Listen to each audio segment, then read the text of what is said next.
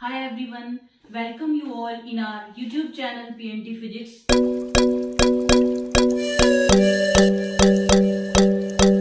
पिछले सेशन में हमने इलेक्ट्रिकल रेजिस्टिविटी, रेजिस्टेंस और जिन जिन फैक्टर्स पे ये रेजिस्टिविटी और रेजिस्टेंस डिपेंड करती है उसके बारे में डिटेल में स्टडी किया। कुछ न्यूमेरिकल भी हमने रेजिस्टेंस और रेजिस्टिविटी को लेके सॉल्व किए और आज हम heating effect of electric current के बारे में स्टडी करने जा रहे हैं। Heating effect of electric current क्या होता है, इसको डेली लाइफ में भी हम ऑब्जर्व करते हैं। जैसे हमारी electric iron, electric kettle, oven, microwave, इन सब में हम करंट का जो हीटिंग इफेक्ट जो है प्रैक्टिकली देख सकते हैं। ठीक है, तो heating effect of electric current क्या है? जब इलेक्ट्रिक करंट हमारे कंडक्टर में फ्लो करता है तो वो हीट एनर्जी को प्रोड्यूस करता है। जब कंडक्टर में इलेक्ट्रिक करंट फ्लो करता है तो वो हीट एनर्जी को प्रोड्यूस करता है, उसको बोलते हैं heating effect of electric current. ये जैसे यहाँ पे the production of heat in a conductor when electric current flows through it is called heating effect of electric current. तो कंडक्टर में क्या होता है कि इलेक्ट्रॉन्स फ्लो करते हैं और इलेक्ट्रॉन्स फ्लो करते हैं तभी उसमें से करंट जो है फ्लो करता है। अब इलेक्ट्रॉन मूव कर रहे हैं और करंट फ्लो कर रहा है। अब मूविंग इलेक्ट्रॉन्स में कौन सी एनर्जी होगी? The energy produced by virtue of its motion कौन सी एनर्जी होती है? Kinetic energy. तो मूविंग इलेक्ट्रॉन्स है तो उसमें भी कौन सी एनर्जी होगी? काइनेटिक एनर्जी होगी। अब इलेक्ट्रॉन मूव कर रहे हैं तो उसमें काइनेटिक एनर्जी है। अब ये इलेक्ट्रॉन्स एटम्स के साथ कोलाइड करते हैं। जब इलेक्ट्रॉन्स एटम के साथ कोलाइड करेंगे तो क्या होगा? अब जिस तरह से हम देख सकते हैं कि हम अगर इस तरह से दोनों हाथों से क्लैप करते हैं, ये तो मैंने एक बार किया, अगर हम कंटिन्यू ऐसे क्लैपिंग करेंगे तो क्या आप ऑब्जर्व करेंगे कि इसका रिजल्ट क्या निकलेगा कंटिन्यू क्लैपिंग से? जब आप हम दोनों हैंड्स को कोलाइड करवा रहे हैं तो क्या होगा? हमारे हाथ गर्म हो जाएंगे। इसका मतलब है कोलिजन से क्या हुआ है? हीट एनर्जी जो है प्रोड्यूस हुई है।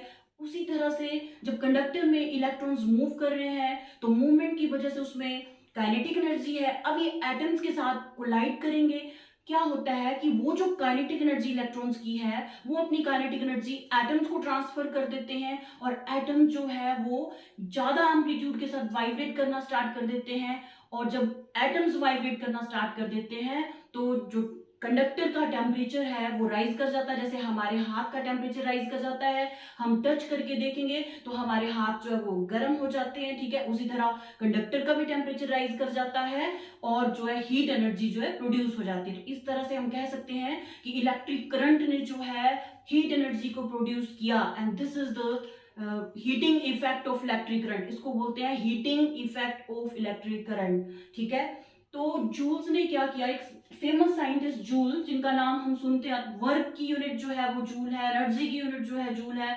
तो जो फेमस साइंटिस्ट जूल थे उन्होंने ऑब्जर्व किया, यू फाइंड आउट दैट जो ये हीट एनर्जी प्रोड्यूस हुई है, ये जो हीट एनर्जी प्रोड्यूस हुई, ठीक है, वो जो हीट एनर्जी है वो स्क्वायर ऑफ करंट की डायरेक्टली प्रोपोर्शनल है। ठीक है, if I is the current and H is the heat energy produced in the conductor and I is the current flowing in the conductor, then this heat energy is directly proportional to the square of the current.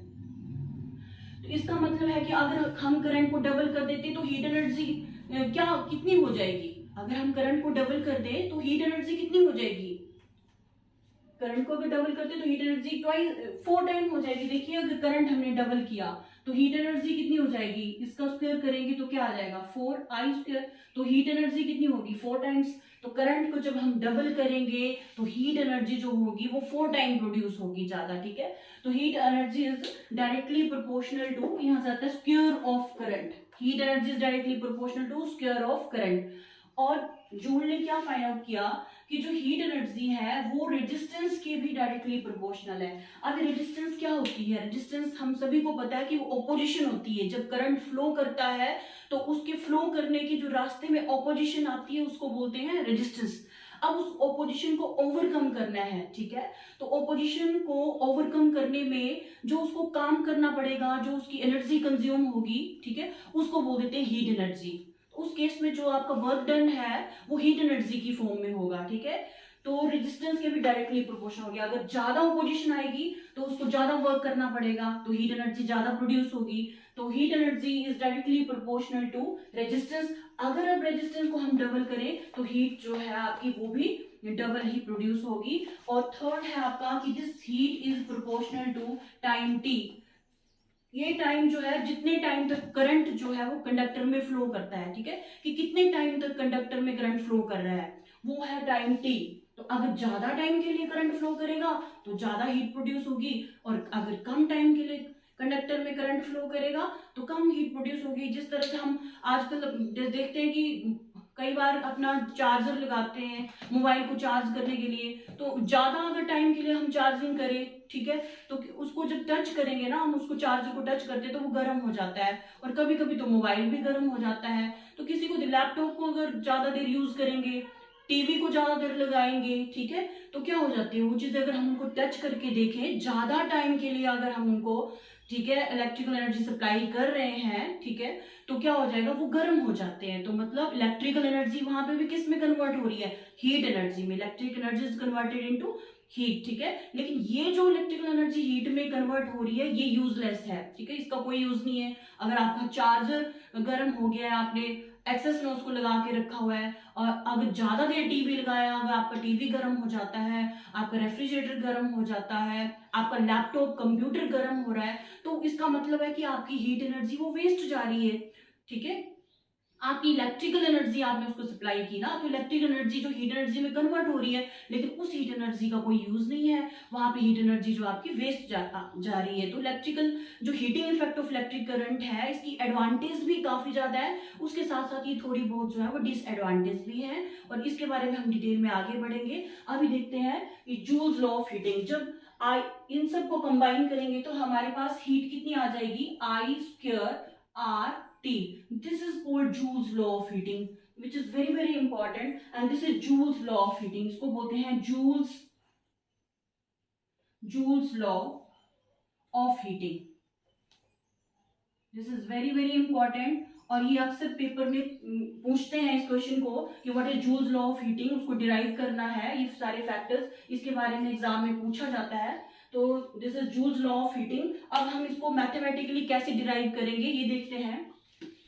तो joules law of heating को derive करने के लिए हम अपने first और second session में जाते हैं। अगर आपको याद होगा कि सेकंड सेशन में हमने क्या किया था, सेकंड सेशन में हमने इलेक्ट्रिक पोटेंशियल के बारे में स्टडी किया था। सेकंड सेशन में हमने electric potential, electric potential difference के बारे में स्टडी किया था। तो आप बता सकते हैं कि इलेक्ट्रिक पोटेंशियल किसके इक्वल होता है? अगर आपने फर्स्ट सेकंड थर्ड पीछे के सेशन अगर केयरफुली सुने हैं, देखे हैं, तो आप सबको पता होगा कि इलेक्ट्रिक पोटेंशियल क्या होता है। तो इलेक्ट्रिक पोटेंशियल जो है वो वर्क डन अपॉन चार्ज, ठीक है, वर्क डन अपॉन चार्ज के इक्वल होता था work electric potential.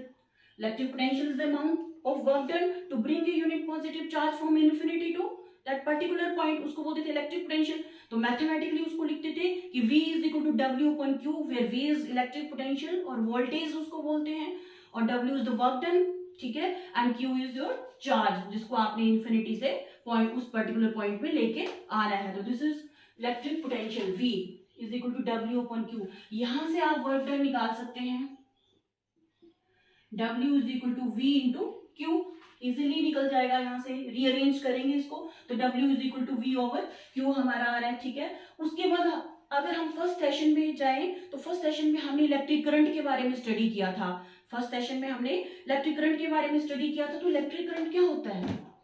Rate of flow of charge इसको इलेक्ट्रिक करंट, ठीक है, rate of flow of charge इसको इलेक्ट्रिक करंट। और इलेक्ट्रिक करंट को हम कैसे लिखते हैं? इलेक्ट्रिक करंट चार्ज Q है और टाइम T है, तो मैथमेटिकली उसको लिखते हैं Q अपॉन T, ठीक है। तो electric current is Q upon T। तो यहां से इसको यूज करेंगे, W is equal to V over Q आ गया हमारा, ठीक है। तो यहाँ पे लिखेंगे W इज इक्वल टू, यहां से Q निकाल लो आप, Q रीअरेंज करेंगे तो Q आ जाएगा हमारा I इंटू T, ठीक है। I is equal to Q over T, तो Q निकालेंगे तो IT, तो Q is equal to IT, इसको यहाँ पे सब्स्टिट्यूट कर देंगे तो W is equal to V और Q की जगह आ जाएगा हमारा ये IT, तो मैंने पुट कर दिया IT। अब ये आ गया हमारे पास W is equal to VIT, W is equal to VIT। तो अब हम सबसे पहले हमने इलेक्ट्रिक पोटेंशियल की डेफिनेशन यूज की, फिर उसके बाद इलेक्ट्रिक करंट की डेफिनेशन यूज की। अब हम यूज करेंगे ओम्स लॉ, ठीक है, ओम्स लॉ जो कि इलेक्ट्रिक पोटेंशियल, करंट और रेजिस्टेंस तीनों क्वांटिटी के बीच में रिलेशन बताता है। And according to Ohm's law सभी जानते हैं, according to Ohm's law V is equal to I R। तो ठीक है, आप उसको यूज करेंगे तो लिखेंगे according to Ohm's law, according to Ohm's law V is equal to I R. ठीक है, तो यहाँ पे जो ये V है इसकी जगह हम आई आर लिख देंगे। ठीक है, तो work done W is equal to I R into I T. ठीक है, ये V की जगह हमने लिख दिया आई आर, तो V आई आर आ गया और ये आगे आई टी। अब इसको सॉल्व करेंगे तो W is equal to I और आई मल्टीप्लाई होंगे तो क्या आ जाएगा, I square then R and then T। ठीक है, W is equal to I square RT. This work done is in the form of heat energy। वही work है जो आपको ऑपोजिशन को ओवरकम करने के लिए लगाना पड़ रहा है, और वही वर्क डन जो हीट एनर्जी में कन्वर्ट हो रहा है। तो हम इसको बोल सकते हैं कि this work done is in the form of heat energy, और हम लिख सकते हैं H is equal to I square R T. This is nothing but Joule's law of heating. ठीक है, इससे पहले भी हमने देख लिया कि this is Joule's law of heating, लेकिन इसको मैथमेटिकली कैसे डिराइव करेंगे, तो वो ये रहा उसका मेथड। सबसे पहले V is equal to W upon Q, फिर उसके बाद हमने यहाँ से W निकाला VQ। ठीक है, अब क्या करेंगे, इलेक्ट्रिक करंट की डेफिनेशन यूज की। We know that electric current is rate of flow of charge Q upon T। यहाँ से Q निकाला IT। ठीक है, अब इक्वेशन नंबर 1 में ये वैल्यू पुट कर देंगे, सब्स्टिट्यूटिंग यहाँ पे लिख सकते हैं आप ऐसे भी, substitute Q is equal to IT, Q is equal to IT in equation 1। ठीक है, इक्वेशन 1 में ये Q is equal to IT put कर देंगे तो W is equal to V, और ये जो Q है और Q जो है वो IT के इक्वल है। ये देखिए, तो मैंने Q की जगह IT रख दिया, इसके बाद ये Q is equal to IT। उसके बाद हमने ओम्स रूल लगाया, that is V is equal to IR। तो यहाँ पे जो हमारे पास V बच गया था, तो W is equal to V की जगह आ गया हमारा ये आई आर। ये V था और V is equal to I R, और ये I T as it is ऊपर से उतार लिया। इसको जब सॉल्व किया तो हमारे पास आ गया W is equal to I square R T. This work done is in the form of heat, तो heat is equal to I square R T. This is Joule's law of heating.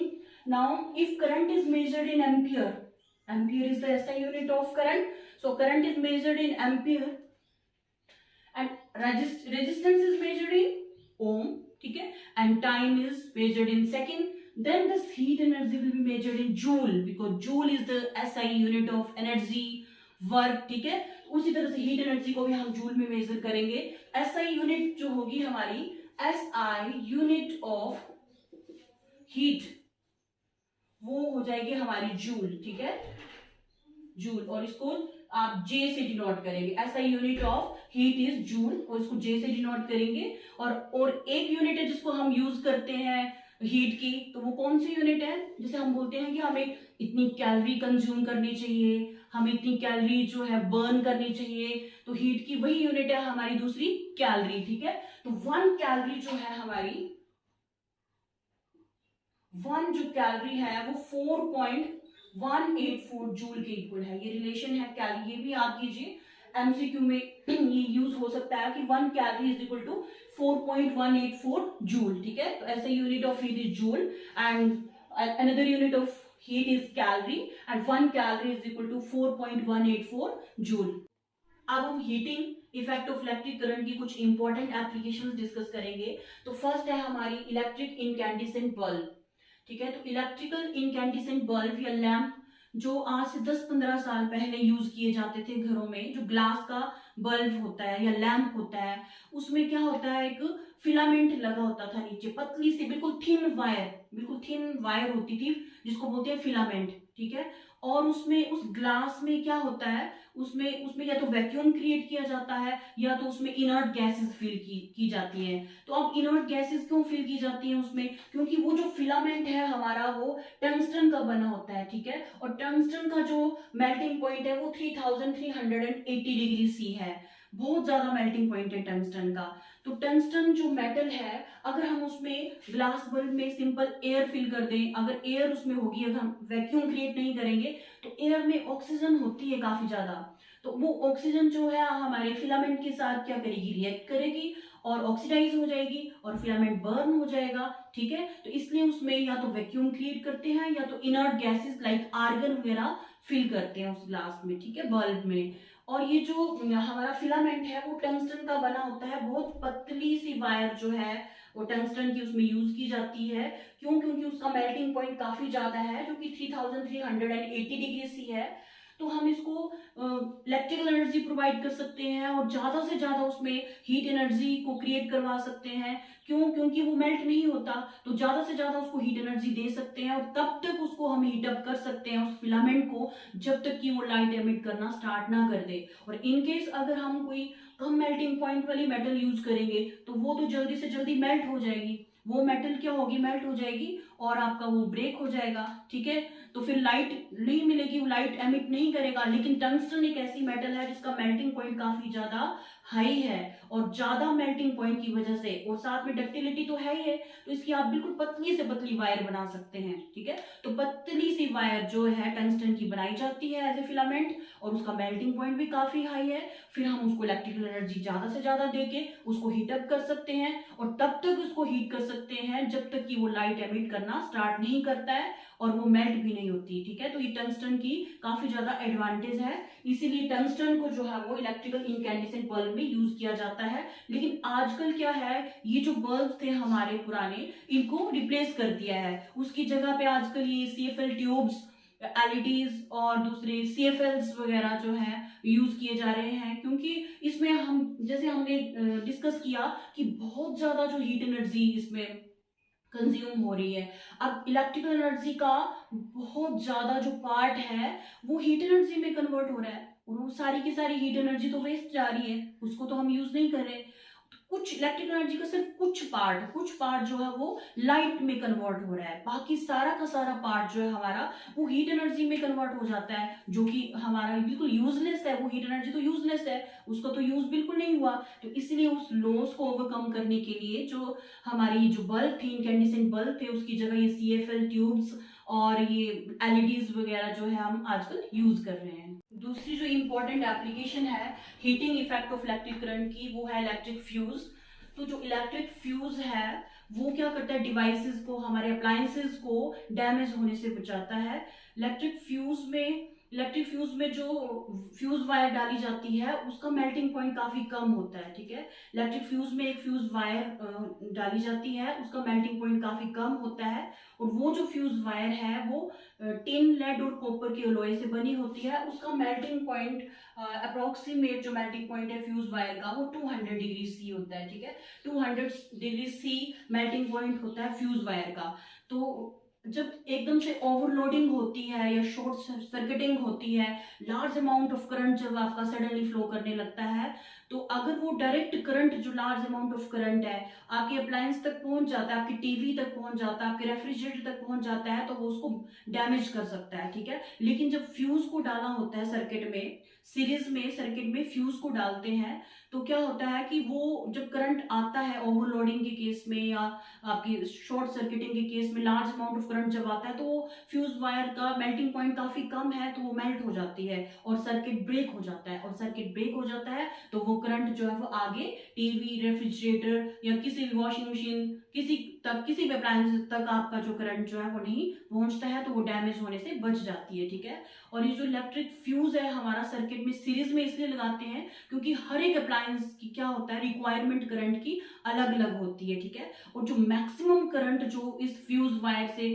पास कर सकता है, ठीक है, उसको बोलते हैं इसकी रेटिंग विदाउट मेल्टिंग। मतलब कितना करंट हम उस फ्यूज वायर से पास करवा सकते हैं ताकि वो मेल्ट ना हो, उसको बोलते हैं उसकी रेटिंग। और हाउस होल्ड जो वायरिंग है उसमें फ्यूज की जो रेटिंग है वो 1 एम्पियर से 20 एम्पियर तक वेरी करती है। ठीक है, 1 एम्पियर से 20 एम्पियर। तो इस तरह से जो इलेक्ट्रिक फ्यूज भी है जो है वो heating effect of electric current पे डिपेंड करता है। थर्ड एप्लीकेशन है इलेक्ट्रिकल हीटिंग डिवाइसेस। तो इलेक्ट्रिकल हीटिंग डिवाइसेस का मैंने पहले भी एक्सप्लेन किया कि बहुत सारी डिवाइसेस जैसे रूम हीटर हो गया, ओवन हो गया, हमारा ये टोस्टर हो गया, इलेक्ट्रिक आयरन होगी, इलेक्ट्रिक केटल होगी, गीजर हो गया, ये सारी अप्लायंसेस में भी हीटिंग इफेक्ट को हम प्रैक्टिकली देख सकते हैं उसमें कि किस तरह से इलेक्ट्रिक करंट जब हम पास करवाते हैं तो हीट एनर्जी क्रिएट होती है, और heating effect of electric current पे ये सारी की सारी अप्लायंसेस जो है हमारी डिपेंड करती है। ठीक है, तो ये था हमारा आज का topic, heating effect of electric current. Next topic में हम